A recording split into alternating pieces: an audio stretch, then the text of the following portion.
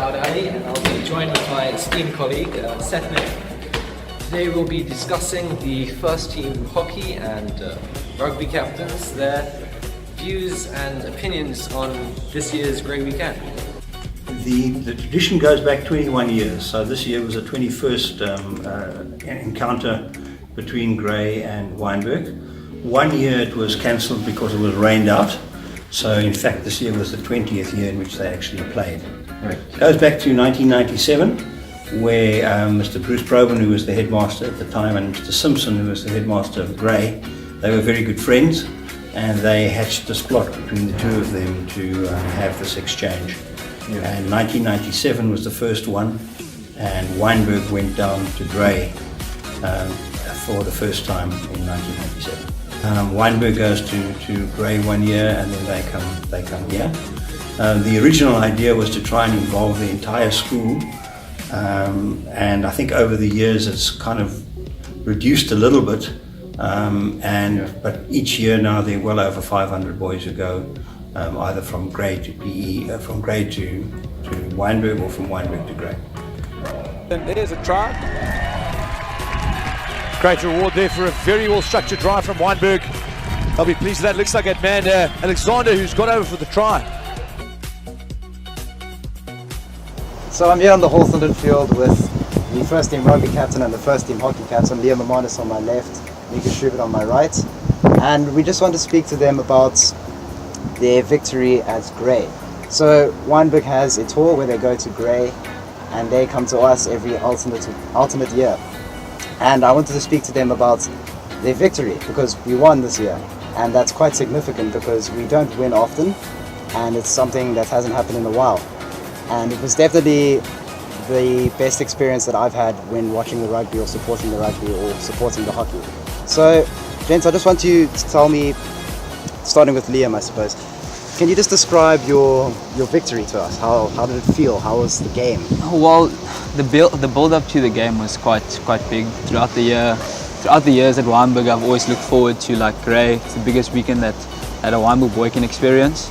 So always going down, nerves, but then once we hit the field, we were quite ready for the game. It was actually raining on that night, and the support was great, and the game was also excellent. So that was the highlight of that evening. And then obviously the next day was the rugby, which was an entirely different affair by itself.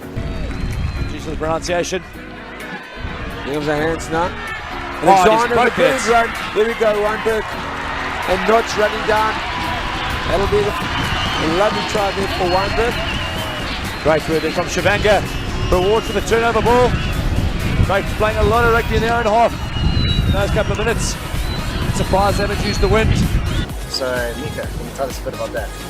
Yeah, look, not a lot of Wynberg boys get to experience in a away win at Grey, and I think the fact that we came out and the rugby boys did their job following a win by the hockey and doing the double over Grey, that's something that, like I said, not many boys get to experience, and it's amazing that in 2018, following a difficult 2017 season, we came out and we did the job on their field.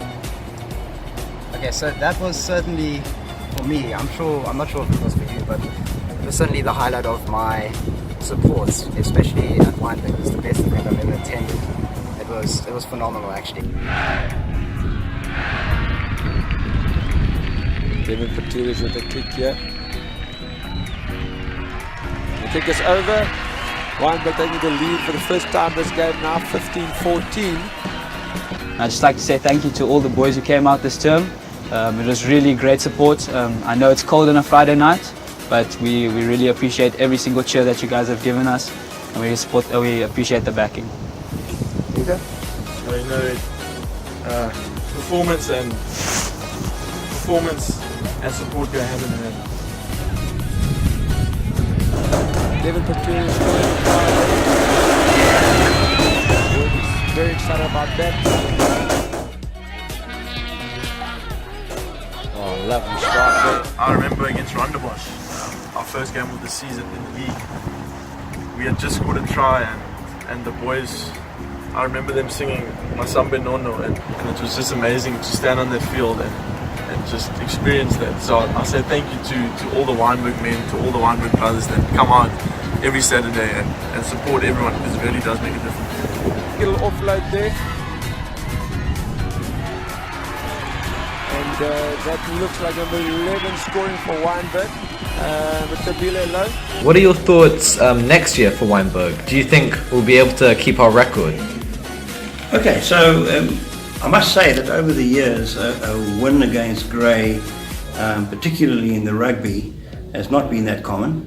I speak under correction, but I think this was the 4th time that Wynberg beat Grey at rugby. I know they've won a few more in the hockey, but also not that often, particularly at PE. We haven't been very successful there. So obviously it was a great occasion for Wynberg to win both the rugby and the hockey at first team level at PE. If we're looking at our teams that are coming through, I think we've got good strength in our hockey and our rugby. So we stand a very good chance of winning both of them again next year. But these games, these sort of rivalries, it's all what happens on the day between the 4 lines. And very often it relies on the bounce of the ball, or a lucky deflection in hockey or something like that. It'll be tight. Both games will be very, very tight. But we've got a good chance of winning them both again next year. Yeah, if we can do it away, we can do it at home as well. Please like and subscribe down below, and also leave a comment if you have anything to say. And this has been Pod Radio. We'll make sure that ball going out. Wynberg's the winners in an epic game today. The Wynberg players running on the field. That has been a long time coming. But thanks very much, one and all, for joining us today. It's been a splendid day of schoolboy rugby and a splendid first team match.